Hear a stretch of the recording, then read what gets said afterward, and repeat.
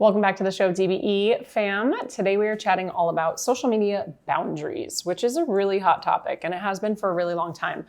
My personal opinion here is that we are sort of learning as we go with social media. It's not something that we had years ago. I know, shocking. So people like myself did not grow up with social media, which I'm super grateful for.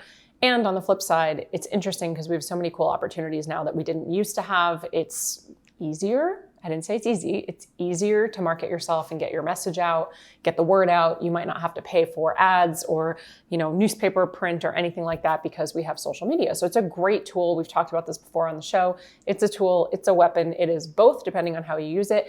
And one of the most common questions, it's not even a question, but like conversations that comes up is this idea of, I have a love-hate relationship with social media. What am I supposed to do? I'm saying that myself, but I'm also saying I as in you, because this is what I'm hearing from audience members, community members, clients, old clients, current clients, high-level clients, beginner clients. It really doesn't matter. I think we can all agree that it sort of is this love-hate, yin-yang, push-pull relationship that we have with social media. And so when it comes to boundaries, how do you use social media as a tool without it becoming a weapon to yourself? The way that I see it as a weapon, of course, there are internet trolls and stuff like that. Of course, people could put out misinformation and it can become an echo chamber. Of course, you could compare yourself to other people. You could start thinking that your life isn't as good as it is. In fact, when I'm recording this episode, it is currently July 4th, and I chose to work today. So Mike and I chose not to do anything. We're not taking a vacation. We're not going to a big party or anything like that. This year, we've decided to just sort of ground down, get some things done, and prepare for the next couple months, which is quite a sprint. A lot of travel, a lot of playtime, a lot of out of office. And so we're prepping for that. But what I have found on, especially days like today, is sometimes we pick up the phone and we scroll a lot more during holidays, days off from work. And I know that you have definitely been there too. And something like today, a holiday here in the States, when you're scrolling, it could feel like everybody's doing something amazing, right? Everybody's in Europe, everybody's traveling, all these people are on boats and yachts and fireworks and barbecues, and the list goes on and on.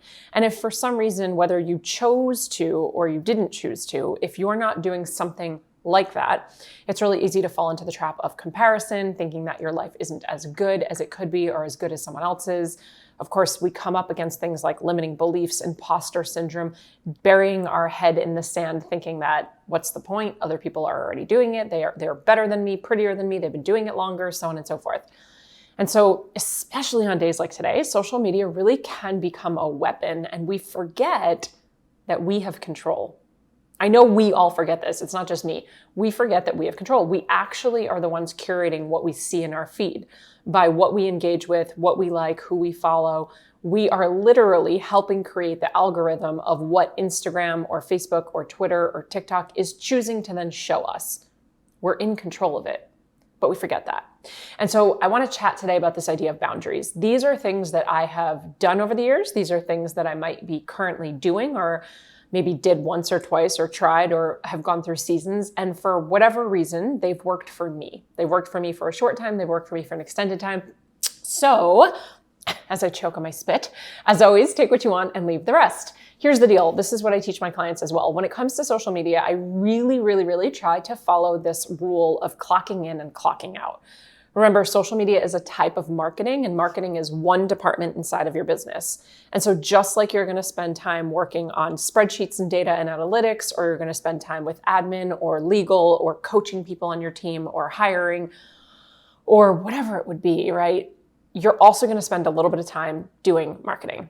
And that marketing might be recording a podcast. It might be going on someone else's podcast or guest coaching, speaking on a stage. It might be working on paid ads. It might be setting up your affiliate program. These are all types of marketing. So social media is one type of marketing. And so I approach social media easier said than done.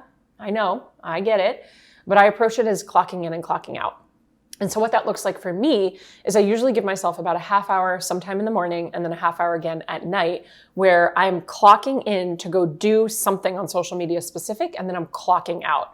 I'm really intentional that I'm not going to go on and start searching around or scrolling or watching other people's stories. And again, it is easier said than done.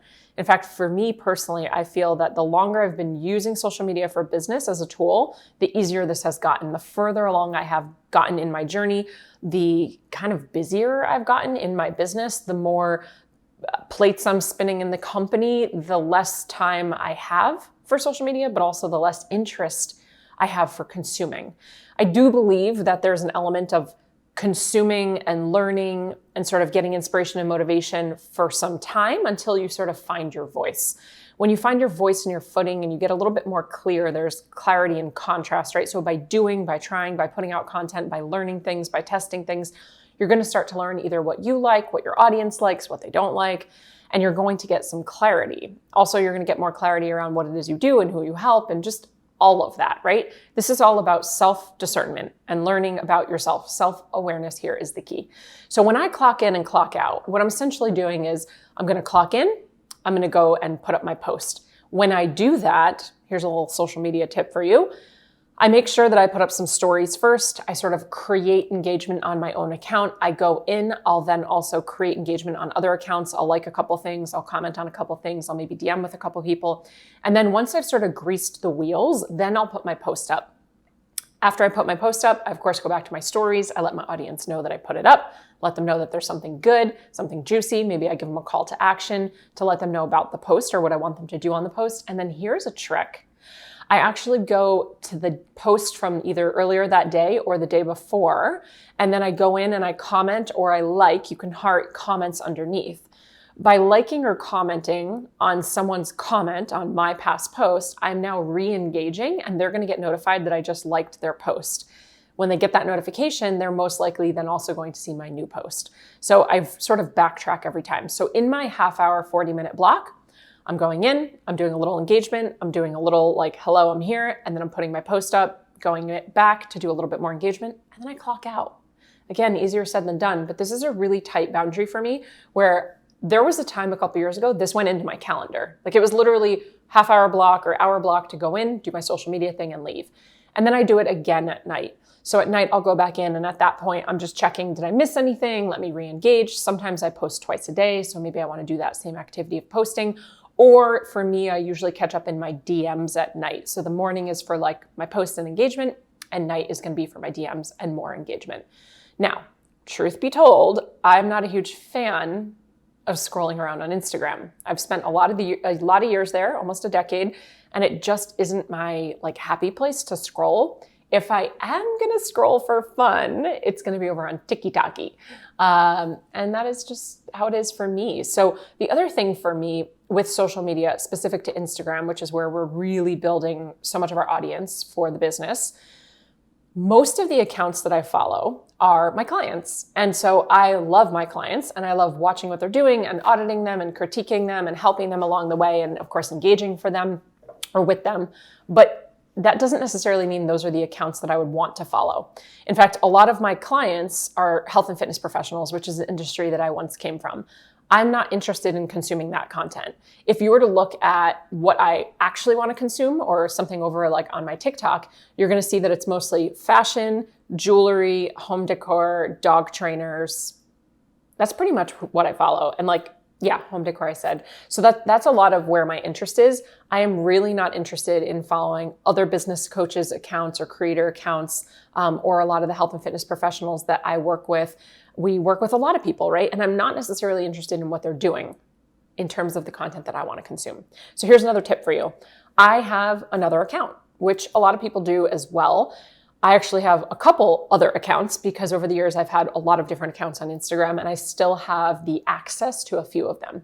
So there are some of my other accounts, like my old Jess Glazer account, which is the Digital Business Evolution account, which we don't post on currently. I could toggle over to that account if I wanted to and sort of scroll around for fun and look at the things that I like to consume or be unplugged from my clients. Because remember, my Jess DeRose account, my I Am Jessica DeRose account, is very intentional for the business. What I do on there, what I post on there, what I consume on there, and how I engage on there is for the business and the growth of the business. So if I just want to mindlessly scroll, I'm not going to find what I'm looking for on my I Am Jessica DeRose account. So I do have another account that I can kind of go around. I think they call them Finstagrams. It's not a Finstagram, like I'm not a fake person, it's me. But it's just an old account that I don't use anymore. I have a few, like I said, and I can go in and sort of look around and do some scrolling if I wanted to. So that's just a tip that you can do too. Creating boundaries, clocking in, clocking out. Maybe you have another account or two that you use for other things and you're engaging in different types of accounts, or it's just sort of that like mindless scroll. Another tip or trick here, this is actually just permission. You are absolutely allowed to mute and unfollow. You can also block people or accounts, right? You can absolutely mute or unfollow. So muting is the ability to not see a person's feed or their stories. You can choose if you don't want to see their stories or their feed, it's both, but you're still following them. So you're still supporting them in that way. You're still following them if you don't want to make it weird. Not that they get notified if you unfollow and you owe nobody an explanation if you unfollow, but I understand if you just want to mute someone. Now, there were a couple years in my business where I was following a lot of other competitors of mine, a lot of other business coaches and content creators that were essentially doing the same thing that I was. And I found that when I would get into launch season, it would be really helpful for me to mute their account. For me, it wasn't necessarily that I was comparing myself to them or second guessing myself. It was more like I saw something that they posted and then it was like, oh man, she said that so well. He said that so well. That was such a good idea. And now I don't want to go say that, or I don't want to go talk about that thing because I'm afraid that maybe it'll look like I'm copying. I don't want to be talking about the exact same piece of content. We have a lot of the same followers. So that kind of gets in your head. And I know because it happens to a lot of my clients as well. So there have been seasons in my business where I'll also just mute somebody for a season and then I'll unmute them when I'm maybe not in launch. And in the same breath, I have unfollowed so many people. In fact, on my old account, Jess.Glazer, before I switched it over, I went on an unfollow spree. I think at one point at the height of that account, I was following about 3,000 accounts, which of course I'm not seeing like any of the content at that point, right? And I just didn't care to be following that many accounts, or some of the people and accounts that I was following were just from like a past life of mine. I wasn't interested in that stuff anymore. I would see it come up on my feed and I'm like, what is this? Why am I even following this? And so I went on an unfollowing spree and I brought the accounts that I was following from like 3,000 down over the course of a month or two to like 600 or 700. Felt really good to do some spring cleaning. And it wasn't about cutting people out of my life. Most of those people probably didn't even know. It's people that maybe you meet at an event, or just a random account that you think like, oh, that was such a funny meme, I'm going to follow them. And then you just never see their stuff again. Or when I was really into bodybuilding or recipes and I just like didn't care anymore. So it wasn't about me not supporting that person or that business. It's just I'm curating my feed and I need to be really tight and strict with my intention and boundaries so that I'm making sure that I'm putting my oxygen mask on first, right? So unfollowing and muting, 100% okay. Permission is given. Do it for a season. Do it forever. It's totally allowed and fine. Quick tip here, if you unfollow a bunch of people at the same exact time, like if you just keep going through and unfollow, Instagram will flag you as a bot. It depends on the number and how fast you're doing it. But basically, if you're doing too much activity, following people, unfollowing people, even commenting and liking on too many accounts in one given time frame really quickly, they're going to flag you as a bot and you could get put into Instagram jail, as I like to call it, where they might freeze your account for 24 hours or 48 hours or a couple days. So just be careful, be mindful if you are sort of doing spring cleaning. The other thing that I have found with spring cleaning is on the reverse side, you can spring clean your followers and you can remove, of course you can block people, but you can just remove people that are bots. And the way that you can tell a lot of times that someone's a bot is the Instagram handle will oftentimes start with a bunch of numbers, or it'll just be a bunch of numbers. And of course, a lot of times there's no profile picture, there's no post, there's no Instagram bio. So the reason that you would do something like that is just to clean house, to bring your numbers down, which I know feels counterintuitive because vanity metric of having more followers, I say this in quotes, looks better. But the reality is your engagement will be better if you have less followers and more people that are active, because when you divide how many active engaged people by how many total followers, your engagement will actually improve. Okay, content prepped ahead of time is great. We've talked about this so many times. I'm not going to talk about it today, but there's this idea of you could batch work your content. You can really put time aside to like get a bunch of content done. But what I have found is that when I'm prepared, this is not about having 30 days of content ready to go. But if I have something prepared, I'm less likely to feel stuck. I'm less likely to quote unquote scroll for inspiration. We have both been there, and you and I both know that scrolling for inspiration is a whole load of nonsense. Generally, all that happens is, aside from comparing yourself to other people and getting lost in your thoughts and feeling like you have nothing to say, you ultimately waste a whole bunch of time feeling almost worse about yourself at the end of the day or at the end of your scroll. 30, 40 minutes goes by, maybe an hour and a half, and you're like, wow, I just wasted all this time and now I literally have nothing to say and I'm comparing myself and I don't know anything, and self-doubt creeps in and you sort of hit analysis paralysis. And then you're like, I got to get off this platform because I have things to do. Then you ultimately don't post anything. So being prepared with something, whether it's a picture, a reel, just even knowing like a trending audio you're going to use, or you have a concept of what you're going to be creating if you're creating on the fly, or maybe it's ready to go and the caption's already written, just like get in, get out, do your dirty work and leave. And so the preparation is going to allow that clocking in and clocking out to be much easier.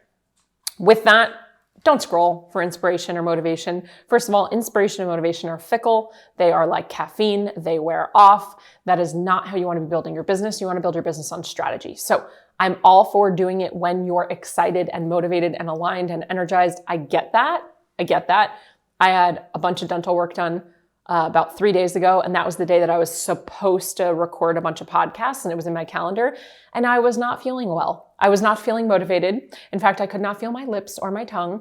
Maybe you saw my Instagram story that I put up. It was hysterical, but it was not in the cards for me to actually end up filming that day. Of course, it was an unexpected dental work morning. And so I could wait until I'm inspired again, or I can create boundaries in my schedule where, for example, today, which again happens to be July 4th, I had nothing on the calendar. I woke up, I did what was going to fuel me. I went to the gym. I did, if I want to meditate, hang out with Mike, have a long time, sipping our coffee outside, have a slow morning, and then get into it, as opposed to squeezing podcast recording in or creating content in between calls, in between meetings. Creation just doesn't come from that space. Neither does inspiration. So for me, I found when my calendar is more clear and I'm physically active and I'm going outside and I'm even in the shower, it's like when you're not sitting behind the computer or the phone with the cursor blinking is when the inspiration hits. So don't rely on inspiration and motivation, and certainly do not scroll for inspiration or motivation. 2 other things that I do. Number 1, I flag DM conversations that I think are really important, that I want to circle back and follow up with someone, that I want to continue the conversations where I want to continue building that relationship and rapport with a person. And specifically when I'm talking to someone about any one of our signature programs, if someone's interested in it and let's say the doors are closed, of course, I'm going to let them know about our wait list that we have, and maybe they'll get themselves on the wait list. But in that very moment when we're talking, I'm actually going to flag that DM. And you better believe that I let them know, that I tell them, hey, I'll circle back when doors open, right? Like, you've joined the wait list, it's good, you're covered, but I'm going to do my due diligence and I'm going to circle back, even if it's 9 months from now, and I'm going to let you know what's going on. I'm going to let you know when that thing happens again, when we have a new offer, when there's another masterclass, when the doors are open. And then my integrity is number 1 here. So with that, every time we then go to open the doors, put out the product, then I'm definitely going to go back and let that person know. I'm going to go back, and it's really easy for me to quote unquote slide into their DMs because it's not a cold pitch. I'm not coming in, dating in the DMs. Hey girl, are you needing this thing? I'm literally doing what I said, and I'm following up with my word, which is integrity, right? So I'm just going to come back. I'm going to say, hey, so-and-so, we previously talked about XYZ. Just wanted to let you know, if you didn't see, the doors are open. The masterclass is here. Now you can enroll. Here's that freebie, even if it was months ago. Whether they respond, don't respond, are interested or not interested, I don't make it mean anything about me. I don't make it a sleazy DM. I'm just following up like I said that I would. And a lot of times most of the time, people are so grateful. I can't believe you followed up. Oh my God, I didn't see that. This is the part that kills you, right? Like, I talk about something every single day, all day. And yet somebody in my audience who wants the thing is like, oh, I didn't even see you talking about it. And you're like, what? How is that possible? And that is just proof. It's evidence that we get to talk about it more. It's okay to be unapologetic about your offers. Because remember, if you have a solution to a problem, it's your responsibility to share it with the world. Okay? So flagging DMs is huge. And then once I've returned to that conversation, if it's no longer something that I'm going to circle back again, or there's not a promise that's been made or anything like that, I'll unflag it. And then the last thing that I do to sort of create boundaries, this is just like another tip, just like I create photo albums in my phone of like client testimonials and screenshots and my morning routine and all those things to make my life easier, I do the same thing in Instagram saved albums. So when you save something on Instagram, you can actually create many different little albums, and you can organize your saved items into albums. This just makes your life easier. So if it's something that I just enjoy, like I have an album for nails, which the irony right now on YouTube, my nails are not painted. That is such a rare occasion, but I'd rather have them not painted than chipped. I am obsessed with nails. I've always done a lot of nail art. It's my thing. Every Sunday and Wednesday for about a decade, I would paint my nails. When I was a teacher, my students every Monday and Thursday would grab my hands to see what I did. Anyway, we don't need to go off on a tangent. I love nails. So I have a whole folder of saved nail ideas in Nail Inspo. I have a fashion one folder. I have a quotes folder. I have a business like tips and strategies ideas folder. I have a great inspiration for reels folder. I have a folder for trending audios that I like. While I can also save the audio and use it for the future, I like to keep the folder of the original, what would it be called? Like the original inspiration of what I saw the audio used with, or how the trend was sort of done. I have a hair folder. I think I said a fashion folder. I have a home folder. And then I have like a dream board folder. It's kind of like my vision dream board, my action board, where it's maybe just different things that I want to happen in my life, like a virtual dream board kind of a thing. So I've got lots of folders, and it just keeps my brain organized and my Instagram organized. And even if you're using another platform, a lot of these platforms have very similar features. Some are a little bit different, but you can do this on any platform. So when it comes to social media, I could probably think of many more things that I do and don't do to help sort of keep that boundary of it does not control me. It is not my business. It is a part of my business.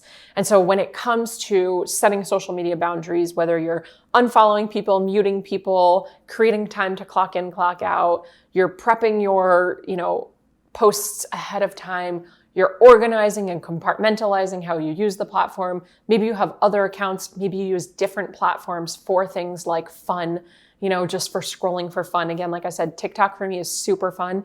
Instagram is business. It's all business for me. And I know it's been years that I've been working on this, and so it might sound easier said than done, but if you can take anything out of today's episode, just try it out, try it on for size, see how it feels, try it for a season, maybe circle back in the future and it'll work for you. And if it doesn't, that's totally fine. If you have things that you do to help keep social media at sort of an arm's distance, keeping it a tool, not allowing it to be a weapon, I would love to hear about it. Love, love, love to hear about it, because I want to share it with other people. So let me know. You can shoot me a DM at I am Jessica DeRose. Shoot me a DM on Instagram. Let me know what you're doing that's working, what you loved, what your takeaways were from this episode. And as always, friends, cheers to evolution. Thank you so much for tuning in. If you loved this episode, I invite you to be a part of our ripple effect and share it with a friend. And please, if you feel called, take 30 seconds to leave a 5-star review, and I'll be forever grateful. Until next time, cheers to your evolution.